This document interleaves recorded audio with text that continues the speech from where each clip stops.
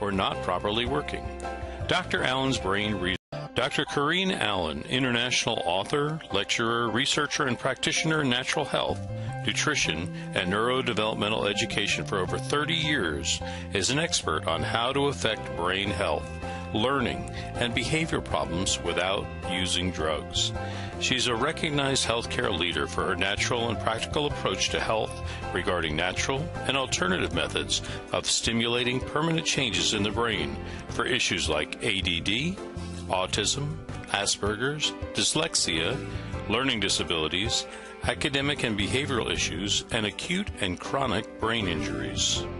She has developed a brain program which facilitates the connection of neurological pathways for brain cells which have been injured, damaged, missing, or not properly working. Dr. Allen's Brain Research is applied in the Advanced Learning and Development Institute's brain programs. Through the Advanced Learning and Development Brain Camps, Dr. Allen's method of repairing the brain has helped many families find help, solutions, and hope for their brain problems. Now let's join Dr. Corinne Allen as she speaks on Your Brain on Water. And I appreciate all your interest in the brain. How many of you have personal friends or family who have brain issues on any spectrum? That we're not talking about autism, good. We see it everywhere. We now have 1 in 75 on the autism spectrum. Research shows that 7 out of 10 people actually have some kind of injury in the brain from birth. And we see statistics that now say 1 in 10 have brain injury on some level. And I think if anybody is a teacher or a worker in the public school system, you understand and know that we have a very serious problem. And it becomes very, very serious when that problem comes into your own family and into your own home, right? And it's what do we do about it? And what can we do about it within our financial means? Because these things can break the budget. So we're going to give you some exciting things tonight about how you can share this with others and use it more effectively for yourselves. I've been in the natural health field for over 30 years. And I'm going to tell on myself a bit tonight because, you know, a lot of us in the field think we've learned a lot, and we have, and we know a lot, and we do, but we never know enough. And I told people to use the wrong kind of water for a lot of years. And one of, you know, the things that when I found good water, the best water, I immediately grabbed onto it because I'd been teaching people about pH and acid alkaline, and we tried all the products that we could think of to get that to work for them, and of course the diets, and nothing worked like what we're going to show you tonight. And because we have a brain center where we work with brain injuries and actually do a 2-week intense program to help the brain to circuit its pathways and do them permanently, water is a very core part of that issue. So we're just going to talk about the full spectrum of brain issues tonight and how the water, the very special water that we're going to talk about tonight, is going to help them. Your brain on water. You know that water is the very most important ingredient in your health. How many of you believe that? Now, I believed that 30 years ago, but I didn't practice it.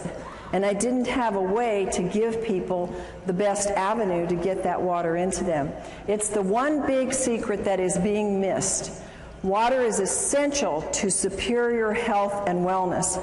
And we're particularly concentrating on the brain because that is the part today that is exponentially out of control. Now, the composition of water. We have water in the body. We have it in the brain. 80% of your brain is water. How come nobody talks about water in your brain? How come nobody says, take this for your problem? They say, take this pill or take this nutrient, and we forget about water. Our purpose tonight is to show you how the first and the foremost thing that we want to do is we want to do water, but the right kind of water, because folks, we're going to show you that if you do the wrong kind of water, you're really wasting your effort. Now, the body is 75% water, and in that you have your bones. They need water. Your kidneys, look how high your kidneys are, 82%. No wonder people get kidney infections and kidney problems, because they cannot flush those kidneys if you don't have them filled with 82% water. And your muscles need 75. How many of you get muscle aches and pains, and there's not enough water flushing the toxins out? And then the blood, look at that, 90%. Is it any wonder why people that drink coffee and sodas and very little water get hardening of the arteries, and we have such a high amount of people in our population today that are on cholesterol medications, and heart disease is the #1 killer? It's because 90% of the blood is water. Your brain on water. Your brain is the missing link in the health of your brain. It's the essence of life. It has the electromagnetic current that fuels our cells. It's the resonance field. It's all electrical through which the cells communicate. So if you want transfer of DNA, you've got to have the proper water. It's the conduit and the transmission of the vibrational information. The water transports, it stabilizes, it signals, it lubricates, and it structures. It does almost everything. And without it, you can't have brain neurotransmissions that are working properly. How does the body use the water? It uses it to produce hydroelectric energy, especially in the brain. How many of you have ever seen a hydroelectric water in the home? I have. I live in Idaho. Lots of people live off the grid there. I've seen an entire ranch set up on hydroelectric, and you don't get electricity if the water isn't flushing and moving and has a charge to it. And that's the same with our brain. Your water has to be flushing and moving. It has to be a lot, or you don't get a charge. You can use water to make protein and enzymes function efficiently. It transports nutrients, it transports hormones and other elements, and it keeps your tissues from drying out. How does your body use water? The Mayo Clinic gives us these examples, that it moistens in our mouth, our lips. When we have dry lips, dry hair, dry skin, it's all dehydration. It protects the organs and the tissues when they start to shrivel up, and that is part of dehydration. Constipation, diarrhea. It helps dissolve minerals and other things. Minerals get hardened in our brain and start giving us sclerosis in our arteries. It regulates our body temperature. It helps lubricate the joints. You've heard people say how they can now do things that they couldn't do before because their joints start being lubricated. It lessens the burdens on the kidney, and it carries oxygen to the cells.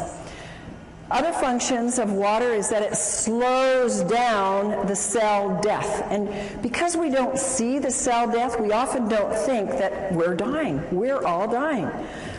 But we can slow that process down. It lubricates and it cushions. The water flushes out the toxins and poisons, and it helps produce digestive enzymes. And a lot of us have seen how water, and particularly special ionized microclustered water, can move away the aches and the pains in the body. The brain absolutely desperately needs water to function at its best. And even mild dehydration slows the metabolism down by as much as 3%. And we're going to show you what happens and some of the signs of dehydration. One of the things that people don't realize is, how does water get lost? In my life, that was not part of my coursework to study to become a natural health practitioner. We never had a course on water. It was like, at the end of the sentence, it was drink lots of water.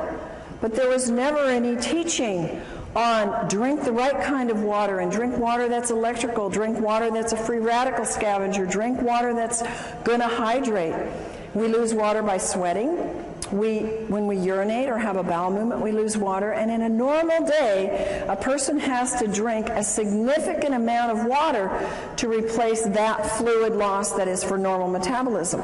If you happen to drink a cup of coffee a day, or you have a glass of wine, or you have a soda, your need will move up exponentially, and even the basic amount of water will not hydrate you. Causes of dehydration, a very easy cause is you just didn't drink enough water. But what happens is the effects are cumulative. The body uses 2.5 liters, which is about 9 cups of water a day, according to the Mayo Clinic. Now, folks, the Mayo Clinic is mainline and very, very conservative. That is just what you need, folks, to stay alive. Will you please repeat with me? 9 cups just keeps me alive. 9 cups just keeps me alive. So when you hear these things that say 8 glasses of water, 9 cups of water, whatever, it isn't even enough, according to the Mayo Clinic, to keep your bodily metabolism and bodily processes hydrated in the least amount. More causes of cellular dehydration if you have any kind of work. Now, strenuous activities can be mental or it can be stress. How many of you have stressful jobs? Most people do or have stress somewhere in their life. Maybe I should have said, how many of you have stressful kids or grandkids? Maybe that's what your trigger is to more hands. Okay, so if you eat foods that are little in fruits and vegetables, they're dried foods. They take a lot of water to digest. And acid, it's like you didn't drink at all, because acid consumption of water, and how many of us have been diligent about getting purified water? How many of you out there have been really diligent about making sure you don't drink tap water and you drink bottled? Oh, I was adamant, you know, we have RO in our house, we have distilled, we have everywhere I go, we have purified water. It's acid water, you might as well drink nothing. And digestion in the digestion process, the fluids are not being replaced. Thirst is the last thing. And you know, I can remember saying to clients, you need to drink more water, and they would say to me, but I'm not thirsty. And I really didn't have a good comeback other than, you need to drink more water. But I sure do now, and you will too. Dehydration occurs when there's more water leaving the body than is being taken in.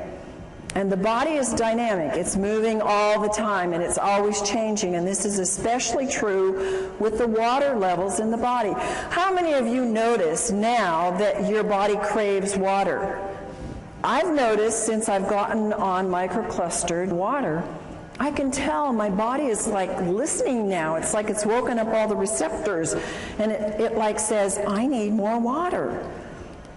And before, I never was thirsty, and I would forget to drink. So your water routinely needs to be replaced. So we lose it in all of these examples, which we're going to now show you. How many of you are not aging? Oh, we got some. Well, I tell you, after I hit about 45, I started to feel it. And after I hit 50, I started to feel it more. And then the next decade, I felt it more. And I am so thankful to God that He brought into my life and into the United States, because literally this was not available to us many, many years ago, that now I have a tool before I'm 100 to start really challenging my aging process. And you see, aging causes a decreased thirst. It just goes away. And you see many, many older people who say, I'm drinking? And you look, my folks are 93 and 90. They live in a retirement home. Nobody drinks water there. It's like water purifiers. It's like foreign. And they're all suffering, too. They're not in very good health. Another thing that we sometimes don't want to hear, don't want to see, is that alcohol causes dehydration. Well, if you're going to drink, then at least be aware you need to drink a whole lot more of the right kind of water to deal with that dehydration it causes. Now, there are special circumstances that cause dehydration, and one of them is burns. And if you know anybody that has lots of burns or little burns, they're going to need a lot more water in their body. Here's another one of those American, don't tell me, don't talk to me about it, I'm going to keep my cup of coffee. You know, when I was very, very ill in my 20s, this is what led me into nutrition and natural health, I had to quit coffee because it was actually pushing my energy down. And I thank God it did, because I realized then what it was not going to help build up my health. And a lot of people just haven't gotten that yet. They haven't figured out that it's reducing your melatonin in your brain. That's very, very important for good, sound sleep. It's decreasing your memory enzymes. I want to be full of a good memory on into my 90s and 100s. It can cause DNA damage. It affects your overall brain functioning. How many students do you know? And when I went to college and grad school, everybody was drinking coffee to what? Think, study, stay awake through the night. I couldn't handle it. Thank God at that time I was sick enough that even coffee wasn't helping me. But it actually depletes their brain functioning.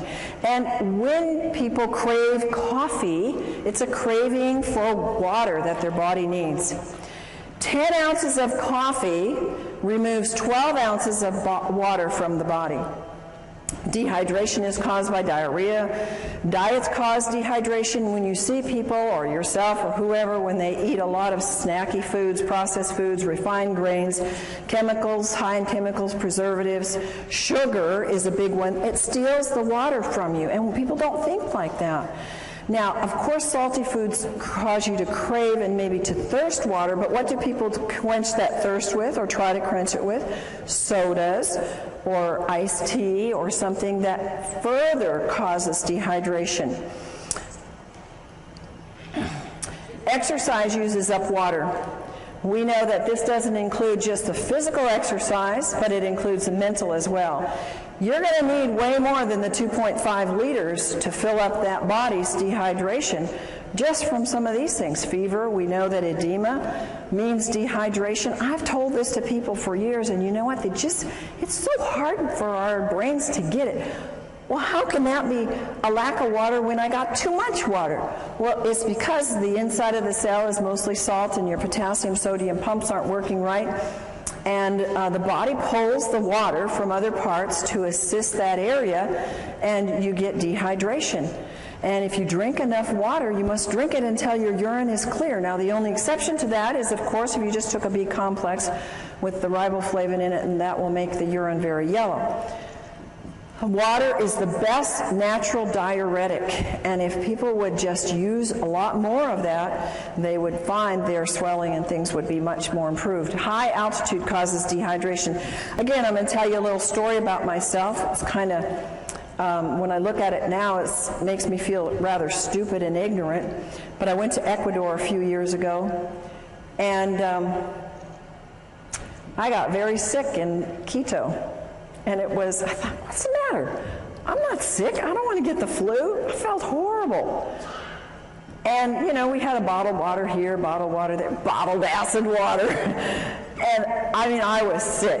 And it was a health trip. There were a lot of other people there who were into health, and nobody knew to drink water. In fact, you know what they gave me? They gave me cacao, which is chocolate, which has caffeine, which further dehydrates you.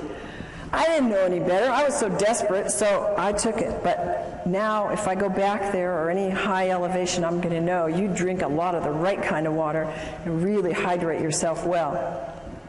Another reason, we all know this one, we've all said it, and we've all known it, is when you're sick, you get dehydrated. And why? Because you got to flush those toxins. And one of the reasons why we get sick is because we haven't flushed the toxins, and also haven't flushed them with the right kind of water. Chronically ill people have to have the right kind of water, because if you don't, they just get stuck there and then they cause all kinds of illness. This is a huge area with medications causing dehydration. If you will look in the medicine on the internet or anywhere where they talk about the side effects of drugs, look at what they say for diuretics and antihistamines and blood pressure medication and psychiatric drugs. You will be shocked at the list of symptoms that are all what I'm telling you: vomiting, diarrhea, excessive thirst, swelling. All of these kinds of things that are produced by the drug are because they're producing in you dehydration. And one of my passions is that people who are on psychiatric drugs are getting drained dry in the brain. It's like sucking the water out of the brain, because these drugs are just pulling the water that is needed for these neurotransmissions to happen. Another one of my passions is the babies that are coming into the world, because we now have a plethora of brain-injured children and children who can't function.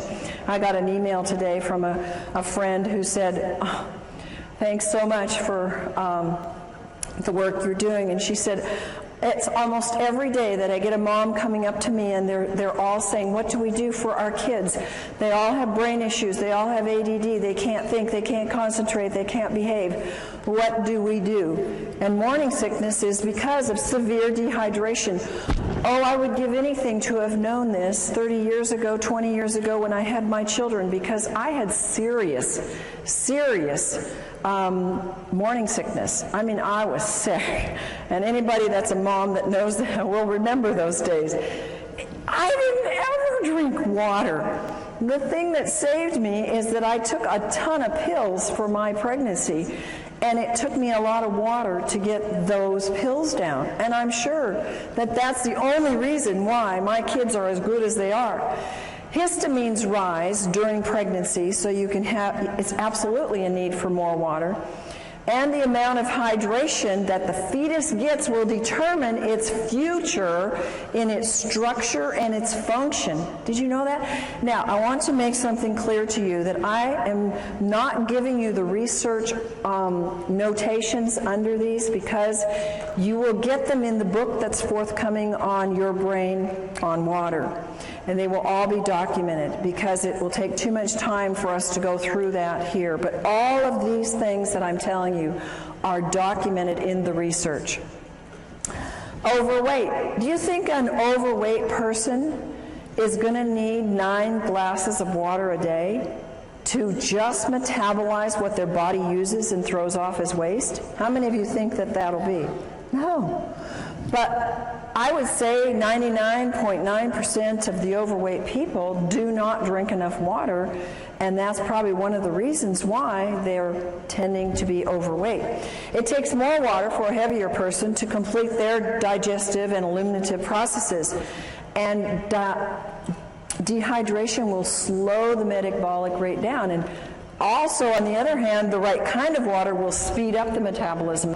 Water moves the fat deposits, but I must tell you, it must be negative ionized water, not positive charged water. In overweight, people get confused with hunger and thirst. Instead of going for water, they go for food, and so that creates more of an imbalance. And ionized water provides the energetic equivalent of food. Now, understand what that's saying. Regular water will not do this, but if you are trying to lose weight and you take the ionized water, it will actually provide energy. It's like a source of food to your cells so that you have energy and your body can burn the fat. Sun exposure causes dehydration. The sun, when you're there, you know how dehydrated we get. And what do people do when they're in the sun and for several hours after? They go get carbonated, caffeinated, alcoholic sugar drinks, and every single one of those creates more dehydration. Of course, sweating creates more dehydration. My son is a great guy that works out. It's a water you can drink while you're working out, and you don't get that slush in your stomach, and you don't feel an upset stomach from it. Stress causes dehydration. I look at the hours I used to work. I still work them, but I used to work them without drinking water. Now I have large glasses of water beside me all day long. And I would think, oh, I'll drink later. Oh, I know I need to drink. And my day would just go push, push, push, push, push all day long. And I didn't do my body too good of good. And, you know, I've had to undo some of those things. But again, it was like I wasn't making the connections. And I believe I wasn't making the connections because I was so dehydrated my brain couldn't put it together. And I didn't have anybody come and tell me that there really was a water. I had lots of people come with alkaline water and these machines out there, and I've been checking them out for 20 years. And I said, these don't work. They're not doing one thing for you. Why should I spend $1,000, $2,000? Why should I spend anything on them? I don't want to give my clients this kind of water. So I knew, because I was always testing them, that what I was seeing on the market really wasn't working. Stress will use up hormones. It will use up neurotransmitters, making them work harder. It will use up your vital resources, and you have to have water to keep them functioning. Now, we all know that too much salt isn't good, and using the wrong kind of salt is bad for your body because it will grab water and dehydrate you. But using too much salt, especially on salty foods, because that's the wrong kind of salt, folks. They don't put sea salt on those things. We're going to tell you in a few minutes the right kind of salt to use and how to use salt to help your hydration. Of course, vomiting can cause dehydration. So when you see those information on any drugs or anywhere where it says causes vomiting, you know that it's possible it can cause dehydration. What are the dangers of dehydration? Well, if you're dehydrated as much as 5%, it can reduce in as much as 20 to 30% drop or make your physical activity go down. How many of you notice a drop in your energy when you're dehydrated? How many of you notice that when you take the right kind of water, ionized, microclustered water, you have an increase in energy? I mean, it's phenomenal what that can do, and if you take any supplements at all, it pushes them to the height of what they can do. So I can go 16-hour days now with no breaks and just 10% reduction in your water can make you sick. 20% can even mean death. Isn't that amazing? Only 20% you can die.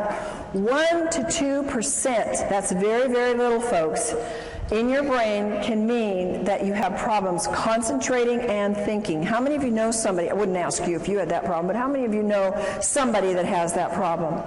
I think we all do, and at times we all do. Dehydration is accumulative. It comes together. You see, the average person drinks 160,000 gallons of water in a lifetime, and 75% of the citizens around the world in developed countries are chronically dehydrated. I would have never believed that before my experience with water personally and what I've seen with my clients and our brain participants in our brain center. It's absolutely true. People are so dehydrated. 1/3 of the Americans have such a weak thirst sensation that they mistake it for hunger. And look at the obesity that we have. Look at how many of us, we don't like it, struggle with weight. And it's one of the number one reasons is water. If 80% of your brain is water, which runs your pituitary, your hypothalamus, which regulates your weight, and if your body is 75% water, and that is related to your hunger drives and your thirst, we know that water is a huge part of why we are not getting the weight that we want. Brain dehydration. It brings on feelings, if we're dehydrated, of anxiety and depression. The brain doesn't function properly. It uses up amino acids that are called our happy aminos that have to be working. The worse the dehydration is, the worse the depression and anxiety are. I wish I could go back to my clients who had such severe depression that they chose to go to psychiatric drugs. I wished, and nutrients weren't doing it, folks, and maybe you know people like that. Diet, they were doing all the right things, and they still couldn't get past that depression. And there are people that you're going to run into. And the reason is because they don't have the electromagnetic energy moved by the fluids in their brain through the right kind of water to get that depression to be able to do what it's supposed to do, go away. And anxiety is at a height in our world today. ATP is needed for the cellular energy. It's greatly reduced, and there's no energy. And the poor brain just can't function. How many of you have had, I just can't think today. I can't get it right. You ever gone into a room to get something? What did I come in here for? We've all done it. And the only thing is, it gets worse after you get 50 and 60 and 70, doesn't it? And so that's your trigger. Boy, I'm not drinking enough. I got to get back and get my water, but get the right kind of water. What are the side effects of brain dehydration? One of the side effects is your body starts to use up the antioxidants because of its great need to get rid of body toxins. What is one of the biggest things on the market today? Antioxidants. It's millions of dollars are being spent on antioxidants because they're being used up because of a lack of water. Brain aminos are used up to make up for this lack of water. Tryptophan and tyrosine are amino acids that are mood stabilizers. Their deficiency makes us feel anxious and depressed. Dehydration and mental functioning.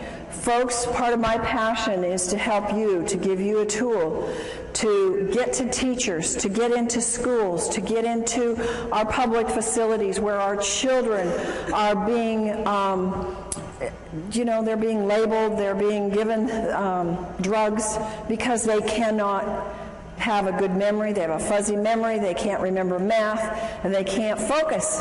It's loaded in the schools today. And if they had the proper water, this would probably dissipate very quickly.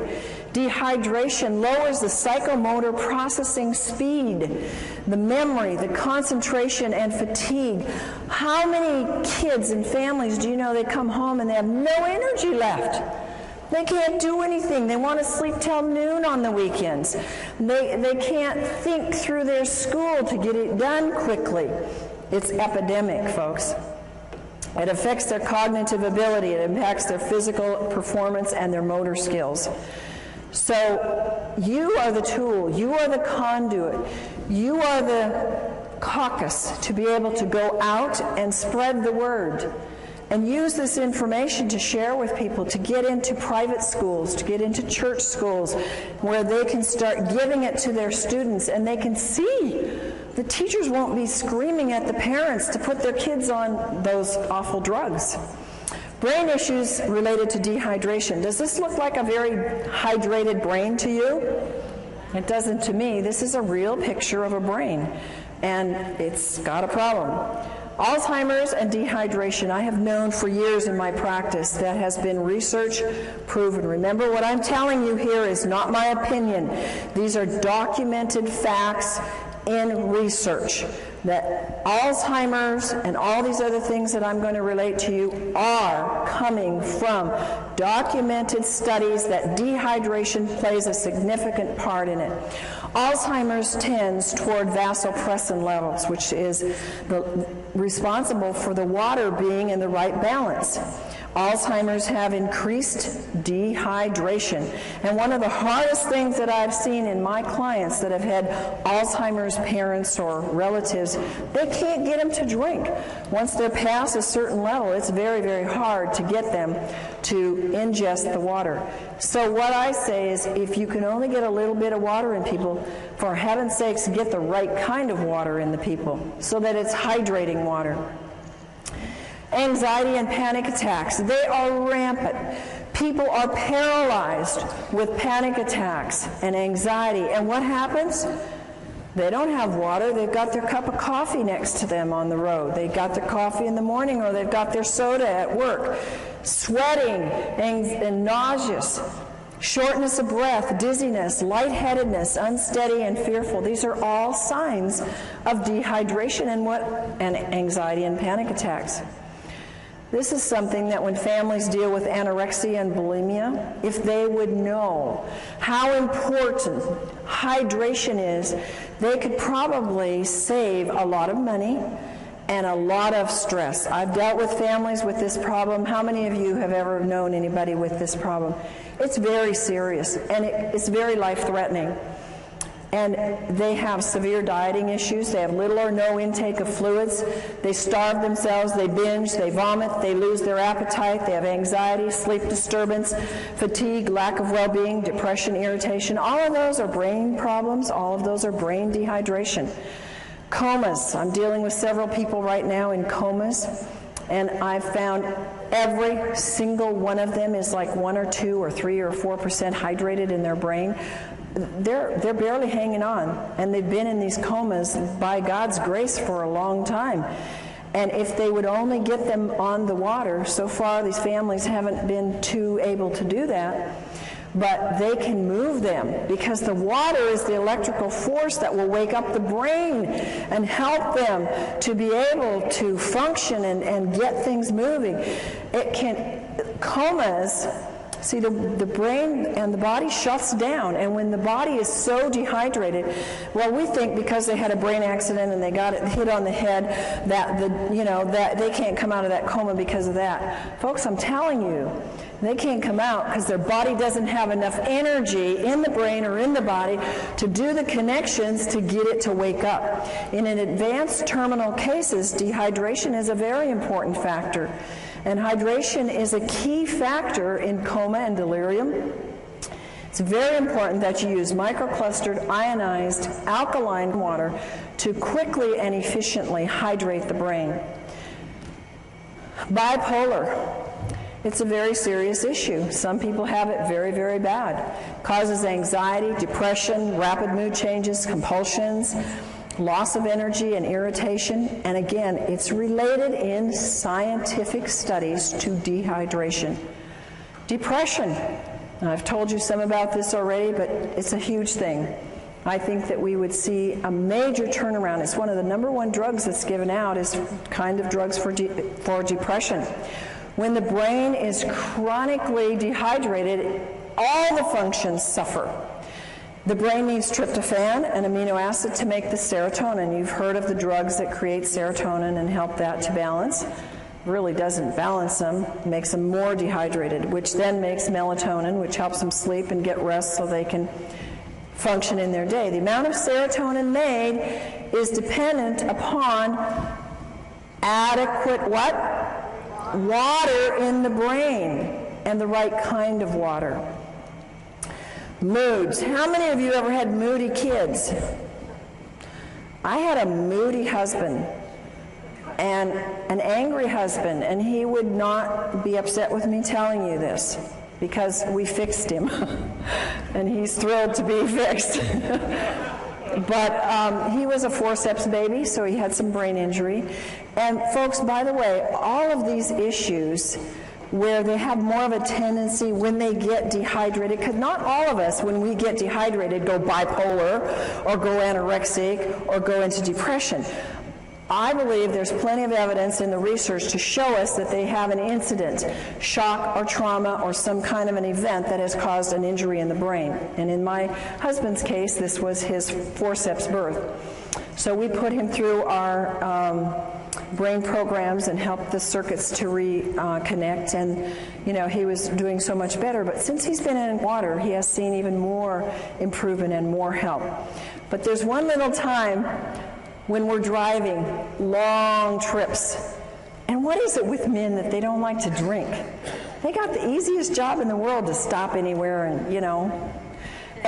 women don't have that privilege in life. Well, my husband won't drink very much, on the road, and I'm guzzling and stopping all the way along, and he'll get real fussy when we're on trips, and I just say, "You just dehydrated, honey." And he is.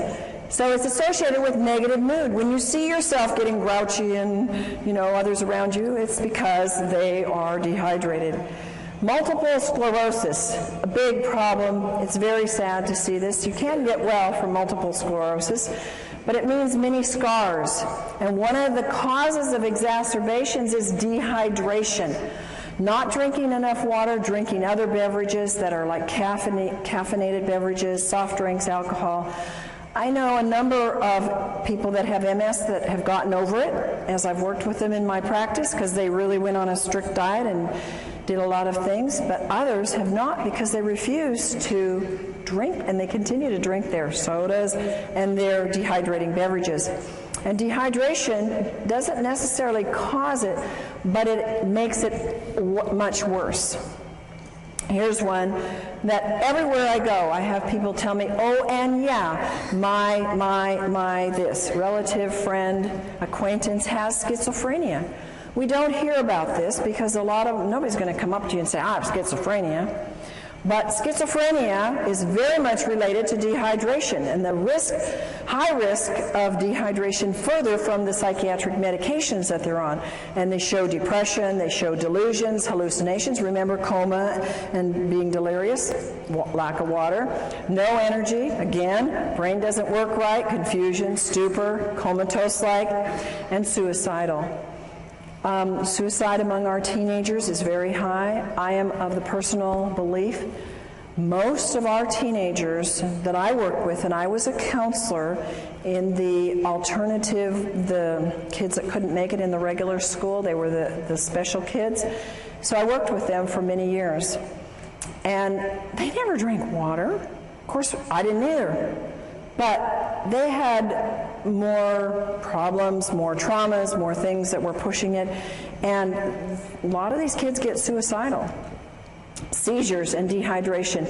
One of the most incredible things that I have witnessed in our brain camps is that the kids that come, they come, some of them, not all, several in spectrums on the autistic spectrum or others, they have seizures. They're on heavy medication. Some of them have shunts or things put into their brain to control the seizures.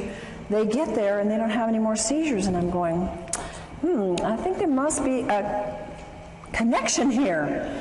We're putting them on a lot of water, and they choose to work with their own doctors to get off the meds, and we're seeing maybe one seizure the whole 2 weeks is pretty much what we see when they've been having them every day. Pretty amazing when you see that, and pretty much documented by research that says dehydration is a trigger for a seizure, and it can lead to coma and death. And tics is a disorder that can be related to dehydration. Now, how many for Tourette's and these kind of things ever say it's dehydration? But folks, this is a common, not very common, but it's common enough amongst some in the population, and it's not a very fun thing for people to have. And the research says dehydration is a factor, and a very big factor. Strokes and heart attacks related to dehydration. You've heard of people being out on the basketball court and you know they're sweating and they're working hard and they go off the court and they drop over dead. You heard of that? We've all heard of that. It's dehydration. They were probably drinking something, of those special drinks that they, that the people called gators drink, And when we don't have enough water, remember our blood needs 80% water. It's a flowing river through us. It builds cholesterol, which causes strokes and causes clogged arteries. And when we take the drugs for that, we get further dehydrated. And when there's insufficient water washing in and washing out, the membranes seal off. So further water is lost. And when the dehydration, the blood gets thicker. Why do people have bypass surgeries? Why do people have events of heart attacks? Because they're dehydrated. What a simple solution, guys. And it's so economical. Do you think that $4,000 is cheaper in getting a water machine that will wash you and wash your arteries than going in for bypass surgery and losing work for 6 months to a year? I mean, come on. Put your priorities in the right place and start thinking about what is it and where are we putting our priorities. When we think about, when my husband and I were introduced to this kind of water, we said, that's a no-brainer. We're spending all this money on supplements and all these things to get younger and to do the work that God's given us to do. It doesn't make sense for us not to have the best water on the planet. And so cholesterol is a production in a defense. It's God's way of protecting us from dehydration. Swelling of the brain and dehydration. If you lose more sodium than fluid, you will swell. The body compensates for this loss by producing particles that pull the water into the cells. This produces edema and swelling. And when this happens in the brain, there is severe, grave consequences. And folks, you and whoever gets this information from you, this information may save a life. Because when somebody has a car accident or an injury to the head, the number one thing that can cause more brain injury is the swelling. And if you cannot stop that swelling, you will have so much more brain injury and in many cases death. So remember that little piece here. There are little life nuggets here that can save many lives if you pick them up. Brain dehydration, histamines, and brain allergies. Whoever thought that allergies were related to dehydration?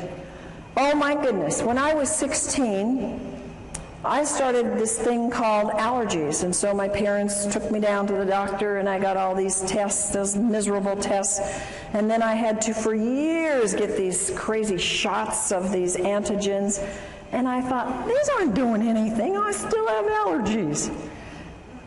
And, you know, I started moving into nutrition, and that helped, changing my diet, and I think just getting more fruits and vegetables, getting the water from that, getting more minerals. And I eventually got rid of the allergies, but what I could have saved myself in money and time and lost things in life. I had headaches for probably 7 years every day of my life. It was allergies. It was toxicity. I never drank water. I didn't even drink regular acid water. I didn't drink anything because I was not educated. And we need to be educated and to educate others about how important brain allergies are a very key factor for people. In fact, a very high number of people have allergens that get into the system, and because they don't have enough water, they affect you in having anger, anxiety, behavior disorders, compulsions and ritualistic behaviors, confusion, concentration problems, depression, mood disorders, nervousness, schizophrenia, and speech disorders. A lot of times we don't even relate these. They are allergies. When the histamine is too high, your allergies are raging, and they are related to the brain. High histamines are, what's the thing on the market? Antihistamines. Because they know you've got to bring that histamine level down or you're going to be miserable. If you have a brain allergy or if you have a body allergy, it's an indication of dehydration. Chronic dehydration can cause histamine to become excessively active. Supplying the body with water, and again the right water, will cause a disappearance of the high levels of histamine. And water, now folks, this is science, this is studied. Science has told us that water, even regular water, will reduce histamine amounts. But think of how much exponentially you can raise the bar if you have microclustered ionic alkaline water, because it inhibits the histamines even more and their production and acts like an antihistamine. It's fantastic. Science has documented a lot of things for the brain, and histamines is one of the things they know. They've done the studies. Brain issues are linked to the histamine levels being way too high. Abnormal fears, aggressiveness, autism, bipolar, compulsive behavior, compulsivity, and rituals, crying easily, depression, hyperactivity, obsession about sex, overstimulation, racing brains, schizophrenia, suicide thoughts, and others. See how many of these are coming at us from different levels. Many of these things you've heard just a few minutes ago about dehydration. Now you're hearing it about histamines, that they have high histamine levels being caused by the dehydration. Signs of high histamines are caused by brain allergies: agitation, aggressive behavior, anxiety, autism, depression, fatigue, irritability, learning problems, moodiness, psychotic issues, slowed thought processes. And do you know that most common in the world of allergens is dairy and gluten? One of the things we do in our brain camp is we do a gluten-free, dairy-free diet, teach people how to do wonderful recipes without gluten and without dairy, because they are such high triggers for the brain to go into some of these things. Water is a natural antihistamine. Research shows that water is known to reduce histamines. One of the greatest researchers, and I recommend you Google him and look up his works because he has a lot of great books on water. He's done fabulous research and is responsible for giving us a lot of good information about what water does.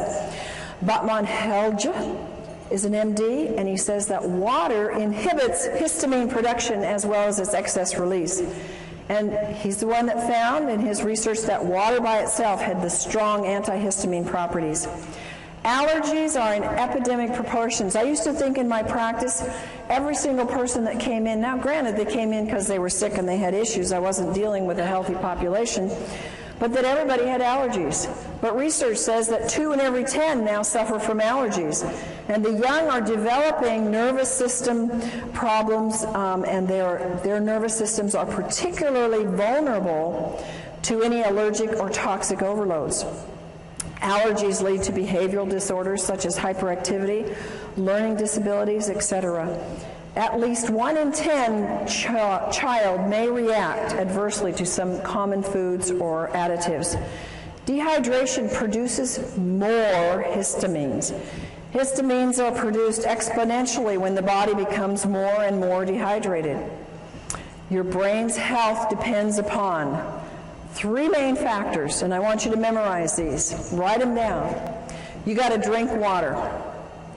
You got to drink enough water, and you got to drink the right kind of water. So when we say drink water, right now we need to be saying you need to be drinking water that hydrates the body. And what is that water that hydrates the body of the brain? Microclustered ionized alkaline water. Water recommendations, and these are only guidelines because I find that I need sometimes a lot more water than this. The minimum intake for children and adults is 1/2 your weight in ounces. Think about this, folks. How many of our school children even drink 2 glasses of water a day? Very few. And parents say, well, here's your Coke, here's your milk, here's your, your health drink, whatever those are on the market today. Here, you need some energy, take this. And they're making them more dehydrated. The body needs no less than 2 quarts of water and 1/2 teaspoon of sea salt every day to compensate for its natural losses in urine, respiration, and perspiration. Remember that the inside of the cell is water with salt in it. It's not just water. So I noticed, I was on a weight loss diet recently, lost 10 pounds in a week, and water was a big part of it. And it was exciting, and I would take a teaspoon of salt, and I love salt, so it wasn't hard, but it helped me. I mean, it was pushing it out. So it was kind of exciting, and I could see my body was needing more than 1 gallon a day to flush all the toxins that were moving. To really hydrate the system, you can drink equal to your weight in ounces. So if you weigh 150 pounds, you can drink 150 ounces. Not 150 pounds, folks. Sodas. How many of you are hooked on sodas? No, in the past we're hooked on sodas. Yeah. And did you know it? No. Nobody ever taught you that. Like, they taste good. And I need a refreshment, and I just ran, or I just had a stressful day. Oh, give me a drink. Or what do we do for people to be kind of hospitable? We give them drinks, right? And we have a whole assortment of things that are all dehydrating and all acid. If you substitute milk, juice, sodas, tea, coffee, alcohol, you have to drink even more alkaline water. You have to drink 12 ounces of water just to replace, remember, that 10 ounces of coffee. It takes 32 ounces of alkaline water at 9.0 pH to neutralize 1 8-ounce soda. Is that amazing? And you can experiment with it and see. Start pouring in and see how many glasses of alkaline water it takes to bring that pH up to alkaline. It takes 32. Dehydration is caused by water not absorbing well. Water has to be microclustered, ionized, and alkaline to have the proper hydration to cells. And again, to the average person, it's like, I don't even know what dehydration is. Well, now you can give them this information and let them see. They're going to all identify. How many of you have identified with some of these symptoms we've talked about tonight? And so the average person is going to get it. They're going to know, oh, I am dehydrated. I do need water, and I have not been educated about water. The average person, even in health, folks, even your practitioners in the natural health, have not been educated about water because we haven't had the right kind of water readily available, but we do now. RO, distilled, purified, bottled acid waters, they're all going to dehydrate and take water out of the body. So what do we drink? We drink only microclustered, ionized alkaline water made with medical grade. Folks, I cannot emphasize enough how important this is. I cannot tell you the horrible cases that I've seen. I've seen people grow things like tumors on their body within 2 months of having machines that are ionizers that were half the price and were already putting toxic metals into their body, and when they stopped the water, the growth went away and the metals they were getting and the toxins. So it is absolutely critical, and just having solid plates isn't enough. You've got to protect those metals, and only medical grade platinum and titanium are safe for your body so they don't break down. And you don't see that, folks, and most people don't know how to test it. So just drinking the water, you're not going to taste it. Begin drinking as soon as you wake up in the morning, 16 ounces of water. You want to drink all day long, every hour. Drink enough so that you get clear urine. One of the complaints is I got to run to the bathroom all day long. You know what I found out? That once your body gets rid of a lot of that toxins, you don't have to run so much anymore. So be blessed and thank God that you do have to run, because you're moving toxins when you have to go frequently, and it will pass. And if you live in high altitude, you got to drink more water. And if you eat any convenience food, you have to drink more water because it sucks up the water. And if you exercise, if you walk up a hill, if you walk up the stairs, if you go downstairs and do the laundry, whatever, you're exercising some, you're using up more water. If you have a lot of stress, stress causes more dehydration, and your metabolism is using up that water. Our next subject is about salt. Salt is, you should only use sea salt because salt expands the blood so it can reach all parts of the body. And it helps to stabilize the blood pressure. And I take my clients who have high blood pressure and say, you know, you must have some salt in your diet, and definitely get on the right kind of water. It helps you sleep better, and it helps reduce mucus. Inadequate intake of water causes dehydration, but it's not just the inadequate intake. Drinking enough water is only one of the elements in rehydrating the brain and the body. You have to also have the right kind of water. It has to be microclustered, it has to be ionized, it has to be alkaline, it has to be made from solid medical grade plates, and it may or you may not absorb enough water. I can't tell you how many people have said, and they've even gone into their doctor and said, I'm drinking a gallon a day and I'm still dehydrated. And folks are getting the message out there, and people are starting to hear and listen and say, well, I'm not hydrated. Oh, so I'll just go get any alkalizer, any ionizer. Folks, don't do that. I promise you that as a professional and as someone that can tell the difference, you've got a big difference. And when, you know, it's like you do pay for quality. You know that about your cars, you know that about your houses, you know that about your lives in other ways. Why don't we get it about our water? And hopefully you will get that and be able to help your friends get that. Water that is acid is dehydrating. And I almost feel like I have to go do some kind of penance to my clients who I've told them to drink RO water, to drink distilled water, because I was actually doing them not any good other than giving them water that didn't have all the chemicals in it. I was giving them positively charged acid water.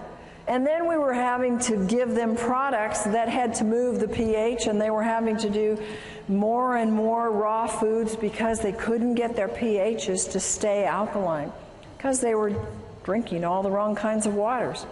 Water that is acid is dehydrating. One of the greatest things you can do with people is go up to them and say, hey, you drinking that water? How long have you been interested in good water? And people that are drinking bottled water care about their water, right? They already are aware that they need to be drinking water and that it's important for them. Water, folks, is not just water. Would you ever drink this water coming out of your left-hand side here? No. Would you drink it coming out of the right, the falls? Yeah, you wouldn't probably have any problem at all with that. Water is not just water. It has a structure. And the structure is very different in water that comes out of polluted areas or tap water or RO water. Ionized water has an ability to change the structure of the water. And your water has its own brain. Even the purest water can still contain vibrational pollution. Even pure bottled water, even pure RO water has a vibrational pollution of acid. Water's the most programmable substance on the earth. It has a memory. It'll actually contain the energetic signatures of whatever is placed in it. And it stores and transfers this information within the body. This is why we can now replicate that water that is like the hexagonal water coming out of the high mountain areas in the Hunza area and in other areas that are mountain areas known for longevity. We can now duplicate that in your own home and have longevity coming out of your own tap. And bottled RO distilled is not the best. It will not hydrate the body. There's a couple things. We have structure of water. The water is a pentagonal structure. That's large, big clumps. And it's very hard to move them into the cell because the cell has very small, permeable walls. And it's not shown in any way to improve life other than keeping you alive. It accelerates your aging, and it's high in acid waste that build up. The metabolic functions actually decrease. And there's little capacity for that water to store any energy. It has little energy to give. How many of you get energy from drinking tap water or RO water? Do you get energy from drinking microclustered, hexagonal, ionized water? Yes, amen, do you? A lot of energy because it holds energy. Little penetration of the nutrients into the cells. I can take half of the vitamins and minerals I used to take. How many of you have the same thing now that I drink hydrated microclustered water because it gets into the cells? Nutrient absorption is more efficient, and there's an inefficient absorption or getting rid of waste with the pentagonal water. Now the hexagonal structure of water is small clumps. It's easy to get into the cell. They improve life significantly. They slow down the aging. There's no acid waste buildup. The metabolic functions increase. I've actually noticed that when I drink this water, I tend to have a low thyroid, but when I drink the water, my thyroid starts working a whole lot better. Huge capacity of this hexagonal water to store energy. And it needs those folks, those very strong, solid medical grade plates to be able to make that kind of water for a lifetime. If you don't have that, you cannot keep producing that year in and year out. It is highly energizing to the cells. It gives rapid penetration into the cells of nutrients. It helps their absorption, and it helps efficiently remove the waste. It contains powerful antioxidants. We call this microclustered, hexagonal, ionized water. And it has the negative hydrogen ion called the hydroxyl ion. Its water becomes alkaline, which helps our bodies move to the pH side of alkaline. It's super hydrating. You can run a very strong race. I can do a very strong workout where I'm jumping and moving and very much doing cardio, and in the middle of it drink a whole glass of water, and it doesn't stop me at all. Whereas I could never do that in the past. I had to do it before or after exercise. And the ionized water is 6 times more hydrating than conventional water. Microclustered hexagonal ionic water scavenges free radicals. It breaks down the cells. The free radicals steal the molecules from the healthy tissue. They create unstable or mutated cells. How do you think we get cancer, folks? Those are unhealthy, mutated cells. And free radicals are responsible for all disease. People come up to me and say, well, does it help this? Does it help this? Does it help this? Is it a degenerative disease? Meaning, did it happen by an accident? Did they get a hit on the head and it happened one day, it was there, and the day before it wasn't there, and the next day it was there? That's not a degenerative disease. A degenerative disease comes on slowly.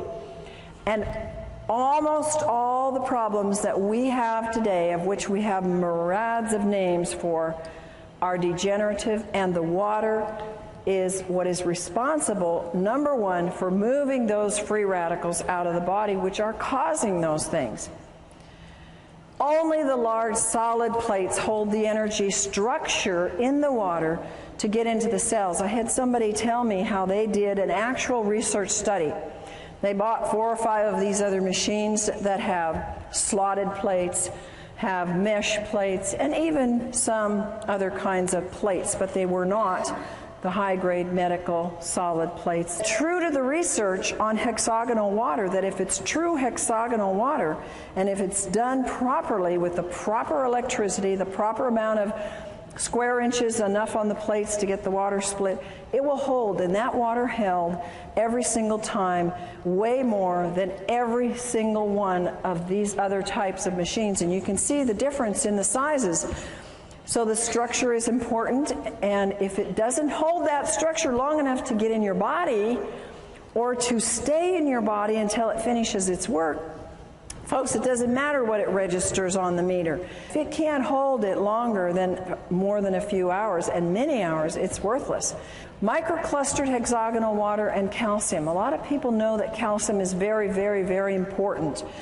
And the water actually helps you get your calcium and keep it in your cells. Hexagonal water will help you retain calcium. We start to lose calcium a lot under stress and under just life and exercise and just moving through the day. Mental and physical signs of calcium deficiency, they're rampant. Nervous tension, inability to relax, can't sleep at night, fatigue, not in proportion to the amount of work you do, restlessness, irritability, quick-tempered, insomnia, spastic colon, tooth decay, bone loss, mental depression, muscle spasms, PNS, PMS, menstrual cramps, and menopausal symptoms, all calcium deficiency. So you're losing calcium, you're either not getting enough, but when you start on the proper water, it starts to stay in your body and you actually produce a better use of your calcium. Free radicals, you can see 2 molecules here and the one stealing from the other because it's positively charged and it goes after the negative. It oxidizes and breaks down cells. The brain can't perform well when there's too many free radicals. Nearly all diseases, and we're talking about brain diseases as well as body diseases that are linked to free radicals, they are actually produced from childhood, and I think that what we're seeing today is children very young are producing these free radicals because they are having, at very young ages in our 20s and 30s, not children anymore, but they develop these years before because they're high free radical production very early in life. Aging increases the production of free radicals. And we cannot keep up with this excess. There's no way. How many of us are actually getting younger every year? We're trying, but it's a battle, isn't it? And some of us are gonna make it, but it's a constant battle to get past those free radicals because we're getting hit with them everywhere. Feed the brain the most important antioxidant. It's water. Water is used as an antioxidant, is more efficient and more economical than pills or juices. You can do the math.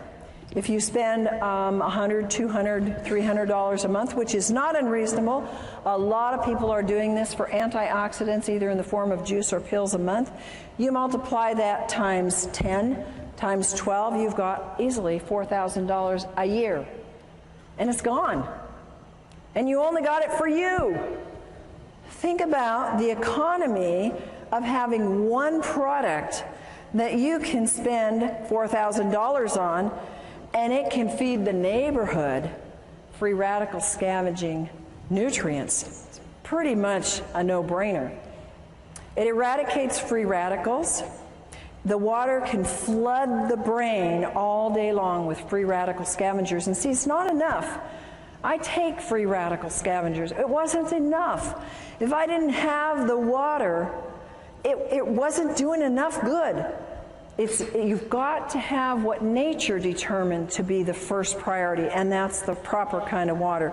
We want to retard the aging and renew the brain at the cellular level.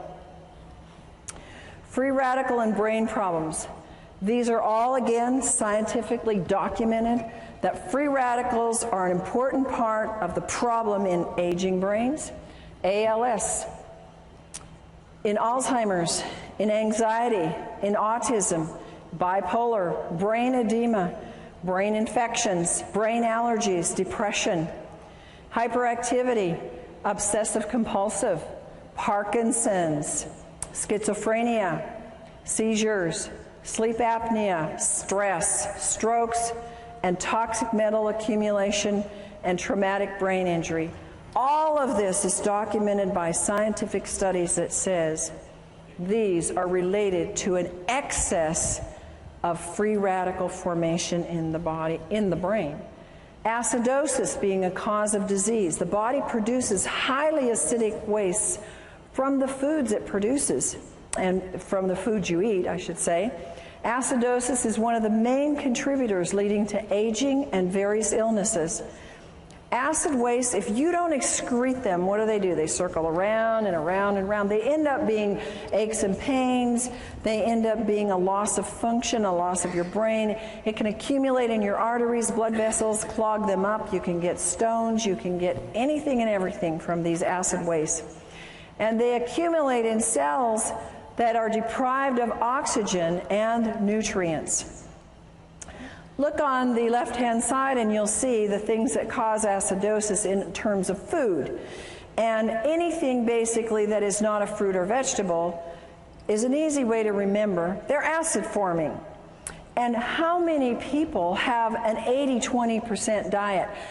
Folks, that's 80% foods that are fruits and vegetables and 20% that are grains and other foods. Not too many people do that because it's hard to eat that way, and not too many people are that dedicated. So acidosis builds up from the foods that you eat. Acidosis induces, now again, science has shown that it induces brain damage, that acidosis can actually cause neuron death, and it causes a reduction in the glutathione production, which is the most powerful antioxidant that your liver produces on its own when given the right stimulus and nutrients. The pH potential of hydrogen measurement in the cells. You have your alkaline pH and you have your acid pH. The negative ions are on the alkaline side. You assist detoxification when you have alkalinity. And the body, when it's alkaline, it can absorb calcium and magnesium and sodium and potassium. The body is amply supplied with minerals. You're not always going to be deficient. And it's abundant in oxygen. When you have an acid, you have abundant energy. Then you have positive ions if you're on the acid side. They cause auto-intoxication. That means you poison yourself. And the body can't absorb the minerals. I've had people who say, but I take all these minerals. They're spending hundreds of dollars on minerals and they're not absorbing any because they're acid. And body uses up these key minerals in trying to neutralize acids. There's a lack of oxygen and there's little or no energy. How many people know that the number one complaint is no energy? And when a product comes out that can give you more energy, people go for it, don't they? And what a simple thing to have, pouring out of your tap in your own home that can produce a life flow of energy, not just for you, but for your whole family and your whole neighborhood. ALS and acidosis. There's a Dr. Gansel who's done a good study and works with ALS. And he's reported in the Townsend newsletter that he believes ALS is caused by severe acidosis. This is a very damaging neurological disease, and most people don't live with it. Recommends the use of, look at this, water that sends low voltage electrical impulses into the water. Now the next one is autism. Autism, a lot of you have asked me about, it's rampant. The U.S. military claims now we have 1 in 75 are on the autism spectrum. A few years ago it was 1 in 50. It keeps going down the wrong direction. Symptoms of autism, according to research, are linked to acidosis. High amounts of acids are found in the blood of autistics.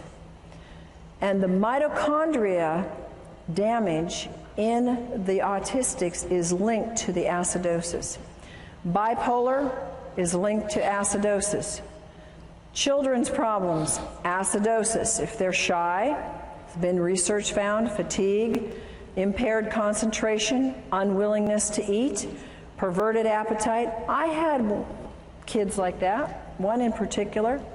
They're tough to deal with. Acidosis. And you know what? They don't like to drink. A lot of these kids that have these problems, they don't want to drink.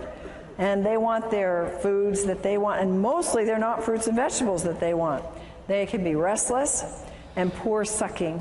These are acidosis symptoms in children. Then you have schizophrenia, can be related to acidosis. Dr. Steinfeld says the key problem in schizophrenia is acidosis, and his work verifies that it is a biological problem. Seizures and acidosis. We talked a little bit about this before in terms of dehydration, but research also says it's due to acidosis. And an acid pH can actually trigger the seizure that can then lead to brain damage. Stress and acidosis. If you're stressed out, mental stress causes acidosis. Autointoxication, when you are poisoning yourself because you didn't drink enough water to get the poisons out, your bowels aren't moving, you're not urinating enough, stresses the body, makes you acid. It increases your cortisol production. When you increase your cortisol production, you want it low. It causes you to gain weight in places you don't want it. Acid is increased in diabetics. In every single diabetic, they have an acid problem. And there are absolute miracles when you look at this work that has been done with this microclustered ionized alkaline water in the hospitals. In Japan, you have seen pictures, video documentation of diabetics who have been absolutely turned around using this water. It's absolutely fantastic for any blood sugar issues because it helps get rid of the acidosis. It doesn't do anything to cure a disease. It gets rid of the causes and lets your body do the work. Acidosis in a traumatic brain event. If you are eating junk food and not drinking water properly, the right kind of water, and you happen to have an accident, a car accident or hit on the head, you can have a pH level in the brain that's already acid.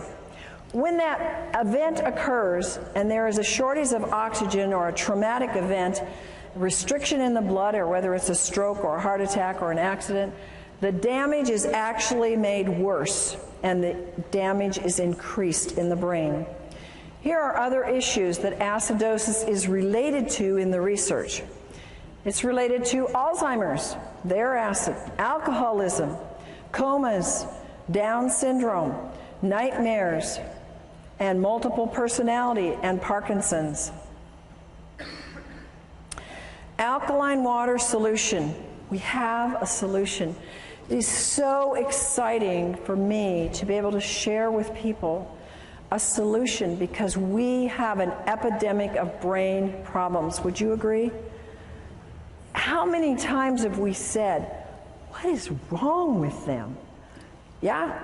And, it might be us, but, we think and we see that there's a lot of issues with people's brains.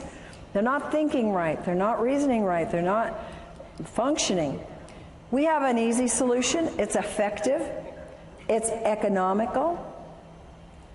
It increases your oxygen. We know that oxygen is important. How many of you know that cardiovascular exercise will increase your oxygen? How many of you do it every day? Good, some of you, but we don't do it enough, do we? And how about if you could oxygenate your brain every hour of the day by just drinking a glass of water? Is that amazing or what? Nothing else like it. It moves acids waste efficiently and the most efficient, and it neutralizes the acid in the cells. Use common sense, folks. Don't assume that water's going to cure anything. The body will heal itself when it's given the proper nutrients. And folks, water is a nutrient. Talk to people like this. Water is the number one thing that we are missing in all of our health programs. And that's the number one nutrient. It's a nutrient. It's not a cure. It's not a pill. It's not a prescription. It's a God-given nutrient. And it's the number one nutrient. And the wonderful thing is that we can share it at such an inexpensive cost, literally. You know how much medical things cost? Have you ever had a medical event? You can put out how much? $4,000 in about 5 minutes? Anybody had that experience? I've had many times where I've seen people where they won't spend money on something that will help them prevent an event. They have the event, like go to the emergency, and they spent that 10 times over. So think about that. You know, you're not buying something to have in your home and to have for your family because it's something that you don't need. It's a necessity. I don't think any family should be without this because it is the number one most important thing. Water's not a drug. Water is needed in high amounts because of the laws of nature. Water helps everything else work better, everything in your body. And water needs to be the first line of help. You are the soldiers. You are the infantry. You are the first line of defense. You are the ones that must tell them. You must show them the way. You must teach them. I had to be taught. You had to be taught. How many of you knew this when you started? Somebody taught you, didn't they? Now you're being taught. Now you go tell and you share and tell them how to get water, and tell them that water is not just water, no matter how pure it is, that they need 3 things in all the water that they drink, and if they don't have it, they don't have the best water. They need factor number 1, strong antioxidants that fight free radicals. Number 2, they must have microclustered hexagonal water that hydrates and carries antioxidants and nutrients deep into the cell. And number 3, they must have water that has the increased ability to carry oxygen into the cells with high alkaline pH values. Now we're going to do a fun little demonstration for you here. And I have a volunteer who's going to come up and help me with this. And this is for you. I want you to be able to have a hands-on tool because people tend to show me that I'm dehydrated. Prove to me, oh, I'm not dehydrated. I'm going to give you a little test that everybody in the room can use, and you're going to go home and play with it tonight and play with it with your friends. It's a test that comes from some of the acupressure and kinesiology that we learned. This is Gina. And Gina has traveled all day, and so she's been pretty dehydrated, so I thought she would be a good one to test because she didn't get to drink her good water. So first of all, we're going to just test her, and I'm going to take you this way. Okay, and you can see it on the screen. I'm going to test the tip of her nose. If we're going to test her in the clear, I'm pushing pretty hard, and I don't get any muscle or energy break. And now we test the dehydration point, and I have no trouble breaking that because she's very dehydrated. So now we're going to try and find something. She goes to the store, she runs into the 7-Eleven, and she comes out with Smart Water. And she takes this, open it up, and let's take a swig. And you can actually take a swig of it, hold it in your mouth so it goes to the energy to the brain. Good. And unfortunately, you'll have to swallow it. No, not yet. Okay, now let's go back to our point. Did it hydrate? Not doing anything. The energy's not going anywhere. Okay, you swallow. You know what? I think I'll give you my glass so you can spit in it. I don't want you to have to drink all the soda. Well, the next ones, you won't want to drink these. All right, let's do some bottled water. So have a swig of RO. You can drink that because it won't kill you. Hold it in your mouth. Now, is this going to hydrate her? It's even weaker. All right, you can swallow that. Now, sometimes we think, oh, we're thirsty, let's go for some juice. All right, so you can swallow that too. Hold it in your mouth. Good old pasteurized juice. Did it hydrate that brain? Not even. Yeah, that's right. And Sprite. Okay, now, you can swallow that if you want. You can spit it out too. Okay, give me a swig, and you can put it on the table there. Okay, give me a strong, let's hear. Nothing. You want to spit it out? Swallow. You swallowed it. Okay. Now, this is good microclustered hexagonal ionized water. And let's put it in the mouth and see what we get there. Hold it in there. And is it going to hydrate or not? What's your vote? I can't even budge it. Now swallow. Thank you. You may have that. I have this. You may. You're going to need 34 of them. You see, you could do that with your friends now.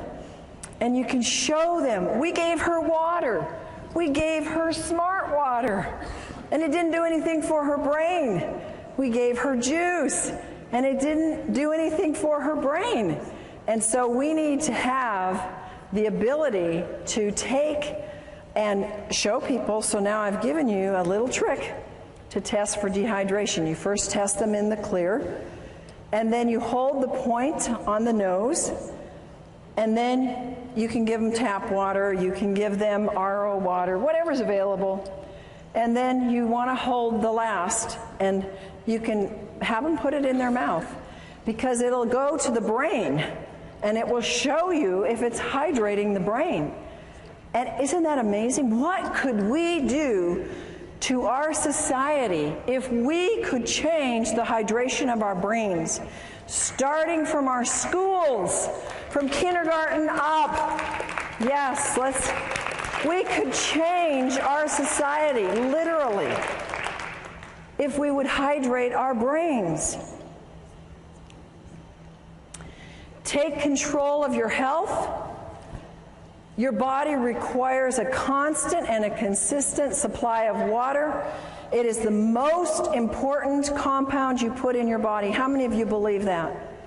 I know you believed it before tonight, but how many of you now are emphatic about it? And no function or reaction in the body can take place without the presence of water. Do you realize how critical that is? If there's a function in your body that is not working, what is that telling you? You don't have enough water, because every function and every reaction in the body needs water. And that is our presentation for tonight.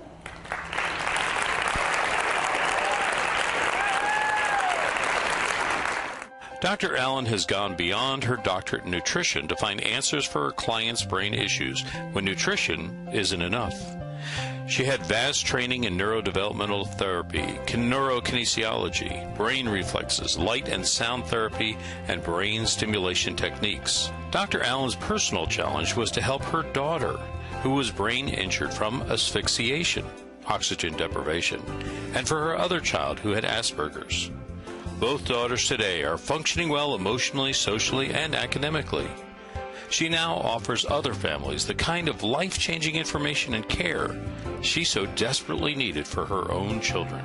Dr. Allen's vast experience includes nutrition, allergy balancing, neuro-emotional release, essential oils, total body modification, homeopathy, magnetic and electromagnetic balancing, herbs, nutritional supplements, quantum energetic techniques for brain and body health, light and sound therapy, auditory integration training, neurokinesiology, and neurodevelopment brain re-education. She's developed a brain program called the Allen Method, which facilitates the connection of neurological pathways which are injured, damaged, missing, or not working properly. Through the Advanced Learning and Development Institute, individuals can participate in Dr. Allen's life-changing brain camps and home programs. Through this alternative brain developmental technology, many adults and children are finding hope and success with their brain, behavior, and health issues. For more information, contact Dr. Corinne Allen